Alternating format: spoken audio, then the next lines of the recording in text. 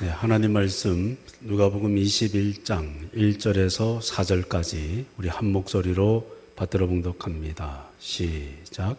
예수께서 눈을 들어 부자들이 헌금함에 넣는 것을 보시고 또 어떤 가난한 과부가 2렙돈 넣는 것을 보시고 이르시되 내가 참으로 너희에게 말하노니 이 가난한 과부가 다른 모든 사람보다 많이 넣었도다.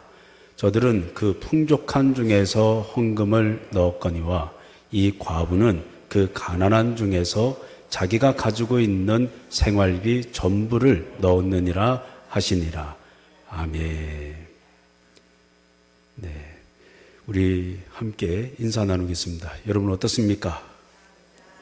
네, 사랑합니다. 축복합니다. 우리 좌우 옆에 계신 분에게 사랑의 하트로 인사 나누겠습니다. 네, 한 주간도 건강하셨어요? 네, 보고 싶었습니다. 정말 보고 싶었습니다. 우리 서로의 눈을 한번 쳐다보시면서 좌우 옆에 다시 한번 보고 싶었습니다. 예, 예, 눈과 눈을 마주대하면서. 네. 예루살렘 성전 그림을 한번 볼까요? 헤롯 성전입니다. 이 헤롯 성전을 보게 되면 오늘 본문에 나오는 주인공이 어디에 있었는지를 알 수 있어요. 가운데 보면 여인의 뜰이라는 곳이 있죠. 예, 당시 이 헤롯 성전에 특징들이 몇 가지가 있는데 그 중에 하나가 헤롯 성전 맨 오른쪽 위를 보면 안토니아 요새가 있어요. 보이시나요? 예, 이 요새는 헤롯 성전을 감시하기 위해서 로마 총독이 군사와 함께 주둔하는 요새였습니다. 왜냐하면 6월절, 77절 초막절에 유대인들이 모이잖아요. 오래전 역사학자 요세푸스에 의하면 이곳에 모였던 인구는 한 200만에서 300만 정도 됐을 것이다. 예루살렘 전 지역에 이렇게 됐을 것이다 추측합니다. 그 이유는 10명에서 20명 정도가 함께 제사를 드릴 때 양 한 마리를 잡았거든요. 그 양 한 마리의 머리를 계산해 보니 250만, 300만 이렇게 추측했던 거예요. 그런데 요즘의 학자들의 견해는 다릅니다. 헤롯 성전에 들어갈 수 있는 인원은 최대 10만 명 정도. 예, 그리고 예루살렘과 전체 이렇게 보게 되면 한 20만에서 30만 정도. 이렇게 추측합니다.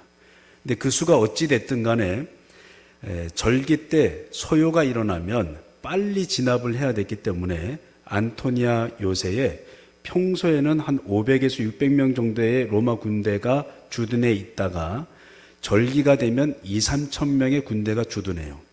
그래서 소동이 일어나면 바로 군대를 파송해서 이 성전문을 걸어 잠그는 거예요. 그리고 조치하는 거죠.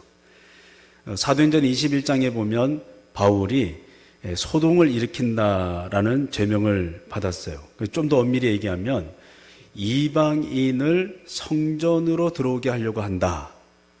이방인이 성전에 들어갈 수 있는 비결은 할례를 받는 거예요. 근데 이방인이 그냥 들어오면 그때 성전에 적혀져 있었어요. 사형을 처한다. 그래서 바울을 죽이기 위해서 그들이 가지고 있는 법의 규범 아래서 죽이기 위해서 이방인을 성전으로 데리고 들어오려고 했다라는 오명을 씌워서 소동을 일으켜서 죽이려고 했던 거예요. 근데 그때 당시에 총독은 벨릭스입니다. 벨릭스가 군대를 빨리 파견해가지고 그 문제를 빨리 조치한 거예요. 그래서 문을 걸어 잠그고 그리고 바울을 감옥에 가두면서 이 소동이 진정이 된 거예요. 근데 오늘 본문에 나오는 주인공 가난한 과부가 있습니다. 이 과부가 있는 곳은 여인의 뜰이었어요. 이 여인의 뜰에 있었을 때 총독은 누구였을까요? 빌라도였습니다. 빌라도. 우리가 잘 알고 있는 빌라도. 근데 그 당시에 이 여인의 뜰에는 13개의 연보궤가 있었어요. 그 연보궤의 이 종류는 다음과 같이 이렇게 기록이 되어 있는데 1번에서 2번 이 연복에는 성전세를 바칠 때, 3번에서 7번은 뭐예요? 제사 예물을 구입할 비용의 헌물이에요.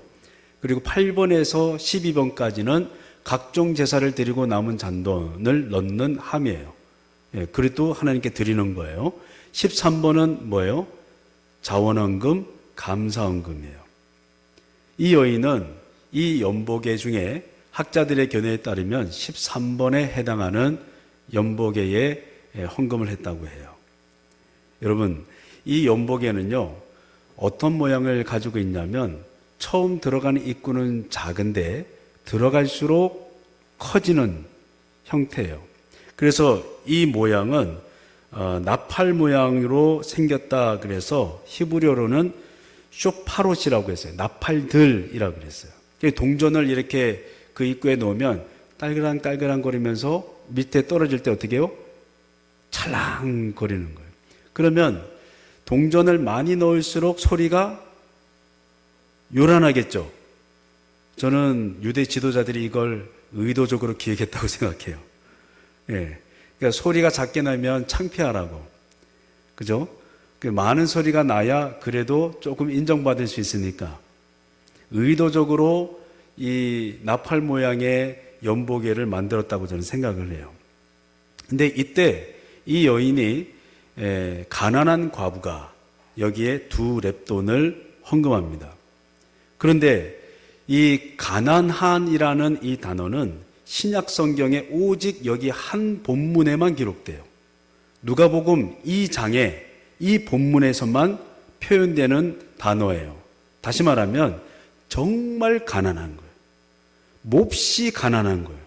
가진 게 없는 거예요.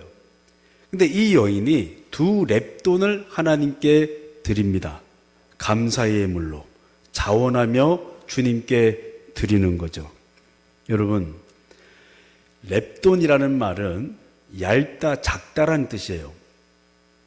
그런데 이 화폐 단위는 오래전 알렉산더 대왕이 그리스 문화를 정복하면서 그리스 문화를 이제 형성해 갈 때 이 그리스 세계에서 사용되었던 화폐 단위예요. 렙돈. 근데 성경의 다른 본문에 보면 2렙돈을 한 고드란트라고 말해요. 고드란트는 로마의 화폐 단위예요. 그러면 이 한 고드란트 2렙돈이 얼마냐? 하루 일용직 근로자의 64분의 1에 해당되는 금액이에요. 얼마요? 64분의 1에 해당하는 금액이에요. 큰 금액이에요? 작은 금액이에요? 여러분은 지금 성경을 거스르고 있습니다. 예수님은 64분의 1, 한 고드란트를 2렙돈을 주님께 드리는 이 여인을 향해서 많이 드렸다라고 표현했어요. 당시의 지도자들은 연복회에 헌금을 할 때 많은 소리를 나는 것을 유도하면서 헌금을 많이 드릴 수 있도록 작정하고 그 연복회를 만들었거든요. 그런데 예수님은 멀리서 그 모습을 지켜보면서 2렙돈이 들어가는 이 모양, 여러분 보실래요? 2렙돈이 어떻게 생겼나? 이렇게 생긴 거예요. 노수로 만든. 이 렙돈이 연복에 들어가면서 여러분 소리가 얼마나 났을까요? 거의 나지 않았을 거예요. 여러분, 하나님은요, 세상의 소리에 관심이 없어요. 세상이 원하는 소리에 관심이 없어요. 세상이 원하는 기준의 소리에 관심이 없어요. 하나님이 우리에게 원하시는 소리는요, 우리 마음에 하나님을 향한 소리인 줄로 믿습니다. 여러분, 예수님은 이 여인을 칭찬해요. 많이 드렸다는 거예요. 제가 이제 이 리노베이션 예배를 준비하면서 어떤 분들은 그래요. 목사님, 우리 기관에서 우리 목양실 블라인드를 책임지겠습니다.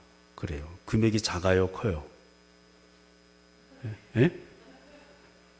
작다는 분은 누구요? 금액이 작아요, 커요? 크죠. 예. 어떤 분은 그래요. 목사님, 기도하는데 주님이 마음을 주셨는데 제 월급을 주님께 드리겠습니다. 그러는 거예요. 그 금액이 작아요, 커요? 커요? 여러분은 성경의 관점을 봐야 됩니다. 저는 개척할 때, 대전에서 개척할 때 그 연금으로 받는 보험 있잖아요. 한 달에 10만 원씩 넣으면 나중에 60세 이후에 받는 돈이 있어요. 예. 근데 제가 그걸 2010년도인가 9년도에 넣었거든요. 근데 개척할 때 하나님이 다 드리라는 거예요. 그거 조금만 열심히 부으면, 그죠? 노후가 편안하거든. 지금은 그런 보험도 없어요. 삼성에서 나온 거였어. 그래서 좋은 건데 하고 제가 넣었거든요. 방송 보고 신청을 했는데 하나님이 드리라는 거예요. 여러분, 그래서 아내도 보험 들었던 거 제가 이렇게 해가지고, 아내도 이거 연금으로 받는 거 저보다 더 좋은 걸 들었더라고. 근데 그것도 파기했어요. 그리고 아내가 가지고 있던 새 차 모닝이 있었어요. 그 모닝을 팔고 헌 중고차 카니발 2세대를 구입을 했어요. 그러면 여러분, 이 금액이 큰 거예요, 작은 거예요? 예? 근데요, 하나님께 많은 건 우리가 생각하는 많음이 아니에요. 오늘 성경 본문에 보면 이렇게 기록해요. 그녀는 자기의 전 재산 전부를 하나님께 드렸다 그랬고, 다른 사람들은 많음 중에 하나님께 드렸다 그랬어요. 만약 이 여인이 자신의 전부를 드리면서, 두렙돈, 우리가 볼 땐 작은 금액이지만 두렙돈 그녀에겐 전부잖아요. 드리면서 마음속에 하나님 앞에 형편없는 마음으로 두렙돈을 드렸다면, 여러분, 하나님이 그녀의 헌금을 받으셨을까요? 그건 많은 게 아니죠.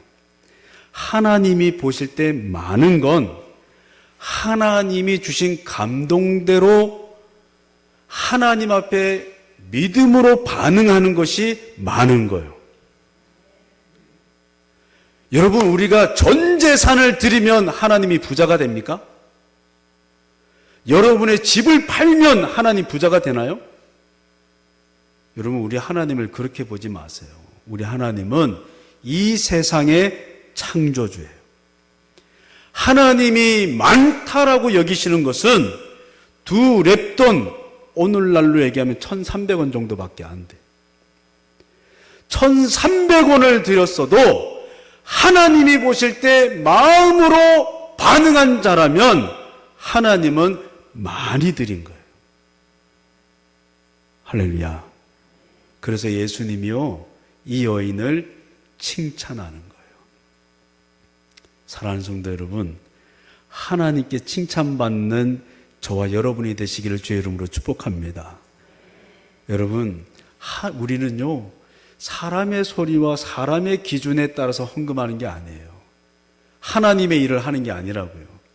내게 주신 믿음의 분량을 따라, 내게 들려주신 하나님의 소리를 따라 하나님께 반응하면 그게 최고의 믿음인 줄로 믿습니다. 아멘. 두 번째 여인을 여러분에게 좀 소개하려고 그래요. 이 여인은 사르밧 과부입니다. 지도를 한번 보실까요? 예, 지도가 좀 짜부라들었는데 여기 보면 사르밧 보이시죠? 빨간색 동그라미. 그 위가 시돈이고 아래가 두로예요. 예, 넘겨주세요. 근데 이 지역은 여러분 우상 숭배가 가득한 곳이고, 그리고 엘리야가 이 지역으로 가서 그 시대의 사르밧 과부를 만났는데, 그 당시에 북이스라엘은 아합 왕과 이세벨이 통치할 때였어요. 무슨 말이냐면 그 땅은 우상 숭배가 가득했다 이 말이지. 근데 이세벨이 어디 여인이냐 하면 두로 지역에 있는 여인이에요. 두로와 시돈 지역에서 바알과 아세라를 숭배하는데 이 숭배했던 우상을 데리고 와서 이스라엘 땅을 오염시킨 거예요. 근데 이때 하나님이 가뭄의 재앙을 내렸어요. 그리고 엘리야는 사르밧 지역으로 하나님의 명령을 따라 움직이게 됩니다. 여러분, 사르밧 이 지역은 정련하는 곳이에요. 금속을 정련하는 곳이고 그리고 유리를 제조하는 곳이에요. 다시 말해서 우상 숭배 형상을 만드는 그런 땅이었다 이 말이에요. 그들은 우상을 숭배해요. 근데 지금 뭘 만났어요? 뭘 만났어요? 가뭄을 만났어요. 하나님이요, 그들이 믿고 있던 우상들, 예? 하나님이 이제 정면에서 싸움을 거신 거예요. 너희들이 믿는 신이 진짜냐 아니면 내가 진짜냐. 엘리야를 통해서 정면 승부를 거신 거라고요. 여러분, 이 세상을 살아가면서 하나님보다 더 믿는 그 무엇이 있다면 우상입니다. 여러분, 주님 잘 믿으시기를 주의 이름으로 축복합니다. 주님이 사르밧으로 갔습니다. 근데 거기서 나뭇가지를 줍고 있는 한 여인을 만납니다.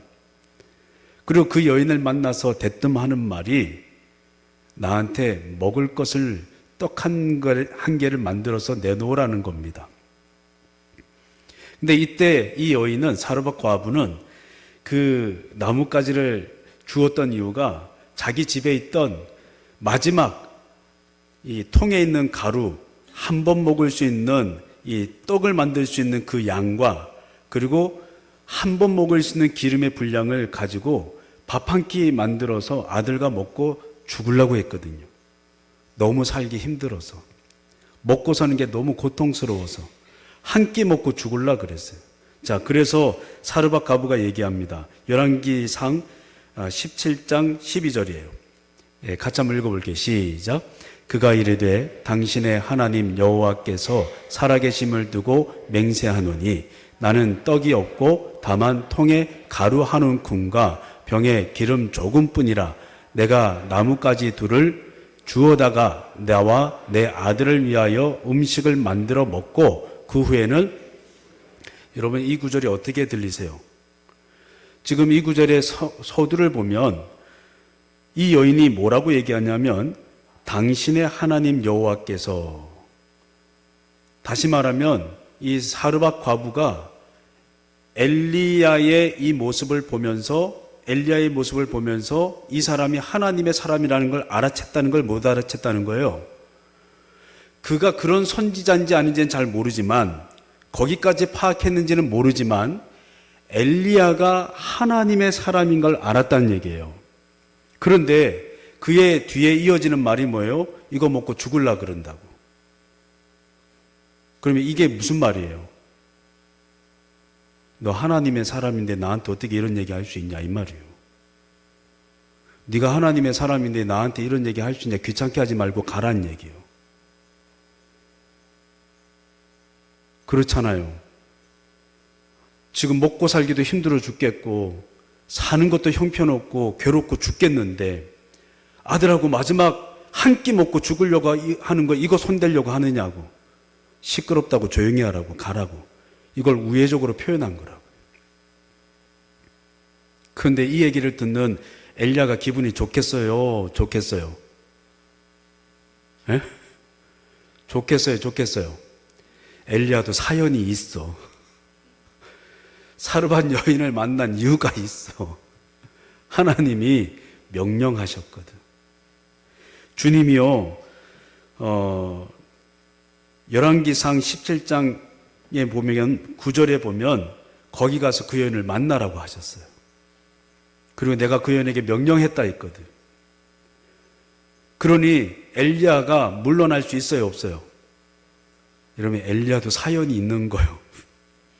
나쁜 인간이 아니라 하나님의 말씀에 인도함을 받아 사르밧 지역으로 간 거고, 사르밧 지역에 가서 그 여인을 의도적으로 만난 거예요. 이런 믿음의 길을 걸어갈 때 이런 사람들이 있다는 얘기예요. 하나님의 복음이 하나님의 복음대로 전해지지만 그 말씀이 불편한 사람들이 있다는 거예요, 없다는 거예요? 있다는 거예요. 기분 나쁠 수 있다는 거예요, 없다는 거예요? 있다는 거예요. 근데 하나님의 사람은 그걸 알지만 그걸 알아도 사람의 비위를 맞추는 게 아닌 거예요. 왜 그렇습니까? 하나님이 그 영혼을 향하여 계획하신 뜻이 있거든. 아멘. 아멘. 리노베이션 예배를 하면서 이렇게 경기가 어렵고 힘든 이 여건 속에서 하나님 앞에 드린다는 게 쉬운 일은 아닙니다. 그런데 그렇게 쉽지 않은 여건을 우리가 가지고 있지만 여러분, 누군가에게 하나님의 소리가 들릴 수 있다는 걸 주님은 말씀하고 있는 겁니다. 처음부터 두렙돈의 여인처럼 자원하는 마음으로 기쁨으로 하나님께 드리면 아무 문제가 없지만 이 과부처럼 삶도 어렵고 가진 것도 없고 죽기를 각오하고 있는 형편이 있는 사람들도 있다는 거죠. 그런데 그럼에도 불구하고 하나님이 그 여인을 만나시는 거예요. 그리고 말씀으로 도전하시는 거죠. 그런데 이 여인은 말씀을 처음부터 깨닫지 못해요. 엘리야가 계속해서 말씀을 전해줍니다. 두려워하지 말라고. 나를 위해서 떡을 만들고 그리고 너희들을 위해서 떡을 만들어 먹으라고. 누구 놀리는 거예요? 한 끼 먹을 분량밖에 없다니까요. 근데 자기 거 만들어 놓고 다른 사람 거 또 자기들 거 먹으래요. 만들어서 먹으래요. 여러분, 이거 놀리는 거죠. 인간의 눈으로 보면 놀리는 거예요. 여러분, 열왕기상 17장 14절 말씀을 읽어볼게요. 여러분이 한번 읽어주세요. 시작.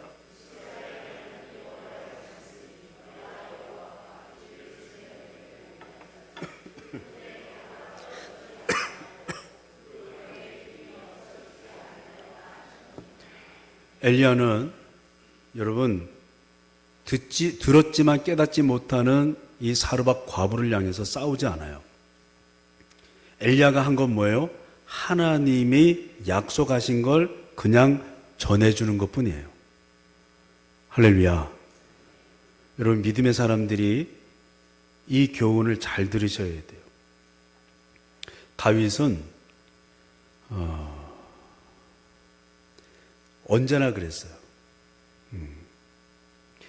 600명의 사람들이 자기를 돌로 치려고 할 때도 하나님의 음성을 듣고 하나님의 음성을 전해주면서 그들을 설득해 갔어요. 믿음의 길은 여러분 다툼과 싸움으로 역사를 이루는 것이 아닙니다. 아멘. 하나님은 하나님의 사람을 통해서 하나님의 마음을 전달하는 거예요. 어떻게 보면 지금 엘리야는 예언을 하고 있는 거죠. 근데 우리는 예언이라는 말을 꼭 미래의 말로 오해를 하는데 진짜 예언에 담긴 뜻은 하나님이 내게 주신 말씀을 그대로 전하는 게 예언이에요. 아멘. 하나님의 말을 전하는 게 예언이라고요. 지금 엘리야는 하나님의 말을 감동대로 믿음을 가지고 선포하는 거예요. 여러분, 저는 2번의 개척을 하면서 하나님 앞에 저의 거의 전부를 다 드렸어요. 근데 지금 그거 제가 가지고 있어요, 없어요? 예? 2번 개척했는데 하나님이 놓고 가라고 하셨어요, 다.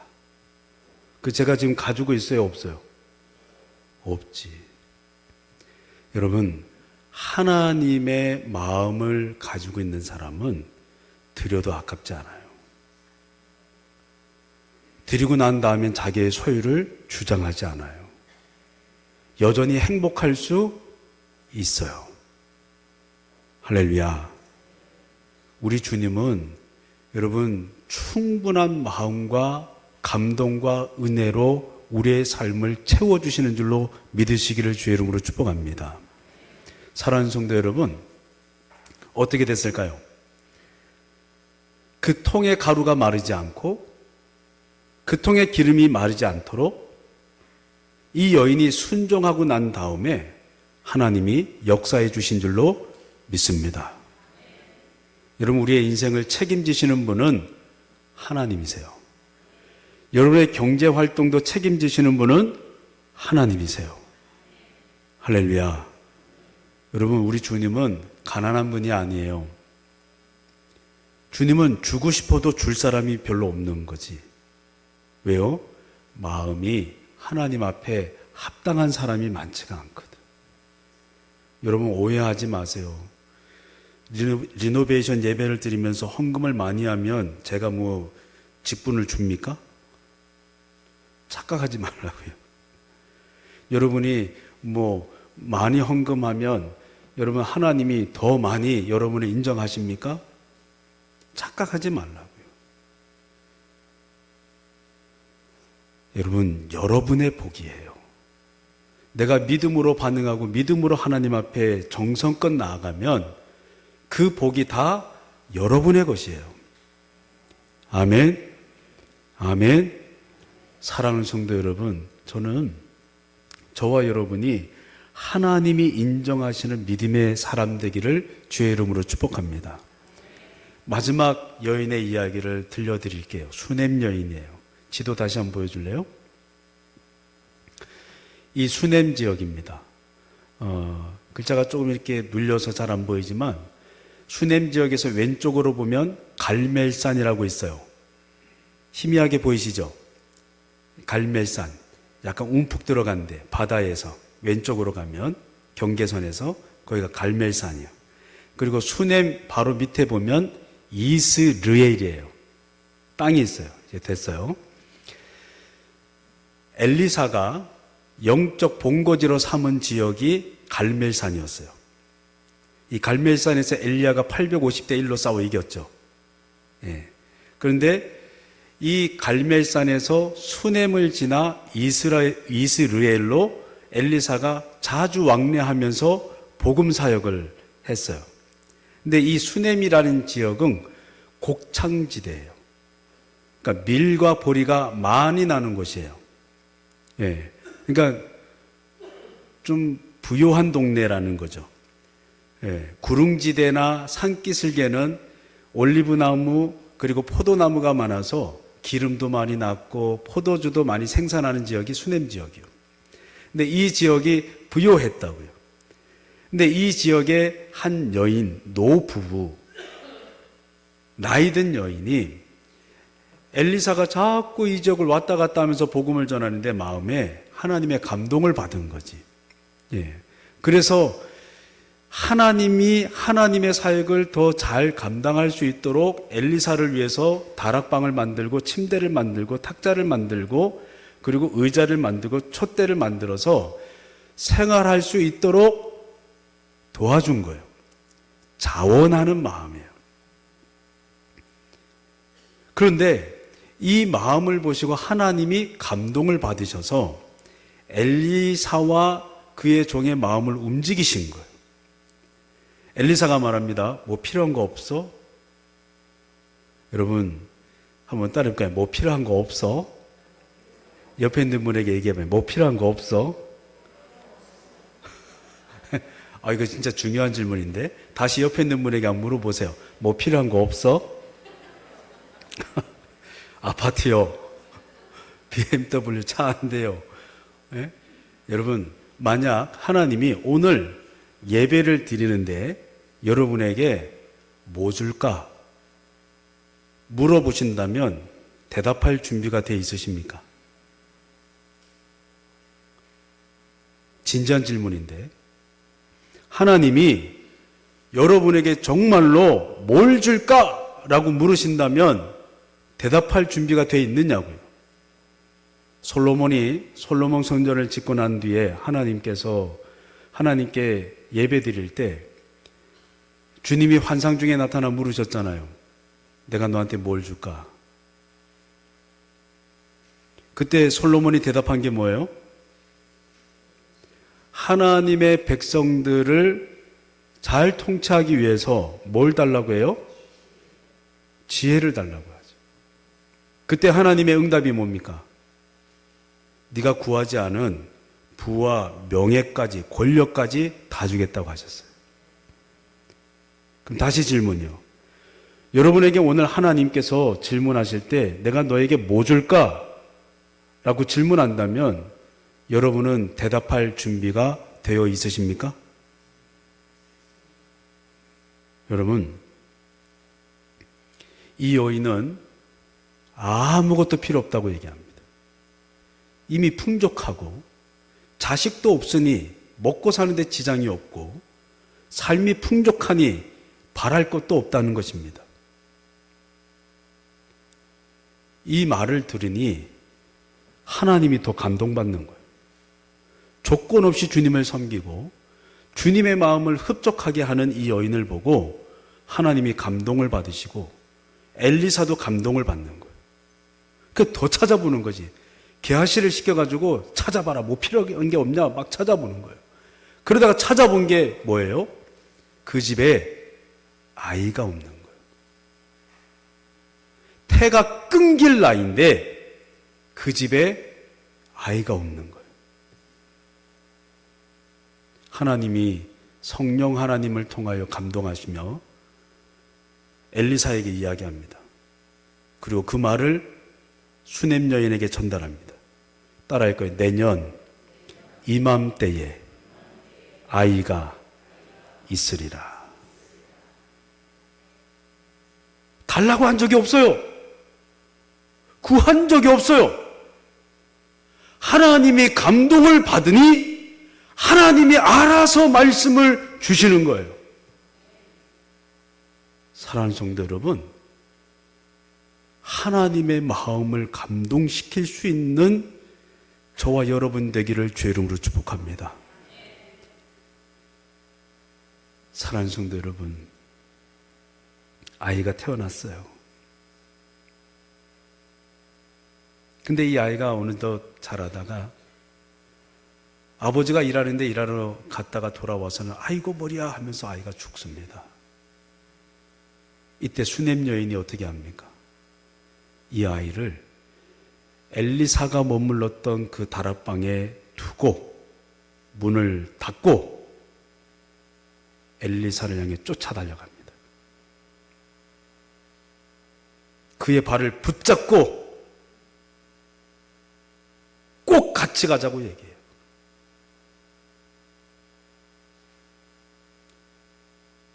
여러분, 주님의 은혜를 받고도 시련은 올 수 있습니다. 그런데 그때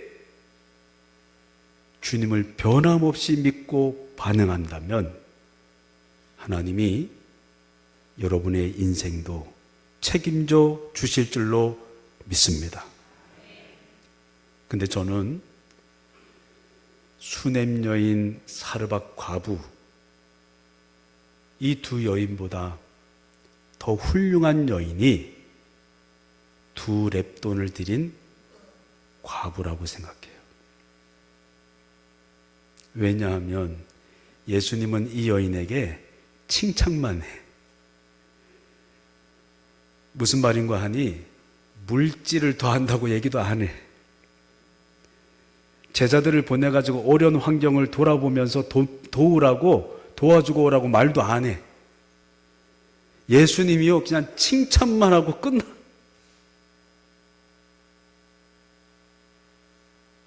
무슨 말일까요? 여인은 이미 그만한 믿음이 있는 거예요. 하나님만 있어도 충분한 믿음이 이 여인에게 있는 거예요. 조금 더 과감하게 설명하면 지금 당장 죽어도 하나님만으로 만족할 수 있는 믿음이 이 여인에게 있었던 거예요. 할렐루야. 여러분, 우리 몸된 교회를 지금까지 지켜오시면서 우리 사랑하는 성도들 얼마나 힘드셨습니까? 얼마나 고생하셨습니까? 이를 말할 수 없는 헌신으로 우리 교회를 지금까지 세워오셨을 거예요. 옆에 있는 분에게 얘기해 주세요. 수고하셨습니다. 애쓰셨습니다. 어쩌다 저런 목사를 만나갖고 얘기해 주세요. 어쩌다 저런 목사를 만나갖고 또 고생하십니까? 여러분, 많은 걸 드려야 하나님이 감동하시는 게 아니고 많은 걸 드려야 교회가 세워지는 것이 아닙니다. 하나님이 주신 감동대로 하나님께 반응할 때 하나님은 우리를 기뻐하시고 지금까지 이 교회를 지켜오신 이 과정처럼 앞으로도 그 마음 때문에 우리 교회도 책임져 주실 줄로 믿습니다. 지난 화요일부터 이런 마음이 들었어요. 혹시 경제적인 활동을 못 하셔서 예물을 드림에 있어 부담을 갖는 분들이 있을 것 같다. 네, 그런 마음 가운데 하나님 주신 마음이 뭐냐면 그런 분들을 축복하라는 거예요. 할렐루야. 여러분, 하나님은 여러분의 존재 자체를 기뻐하십니다. 아멘. 여러분의 마음만으로도 우리 주님은 행복해 하십니다. 부탁하고 싶어요. 낙심하지 말고, 실망하지 말고, 좌절하지 말고, 여러분 그런 마음을 가지고 계신 분들, 교회를 위해서 기도해 주시기를 부탁드립니다. 여러분 그 기도가 우리 교회를 살리는 줄로 믿습니다. 여러분 그 기도가 우리 성도들을 강하게 세워주는 줄로 믿습니다. 두 렙돈의 여인을 기억하십시오. 1,300원이어도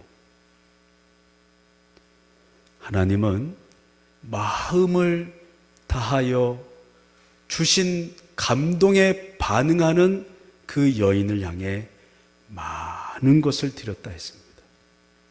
오늘 이 마음으로 주님께 나가는 사랑하는 모든 성도들은 하나님이 칭찬하시는 믿음의 자녀인 줄로 믿습니다.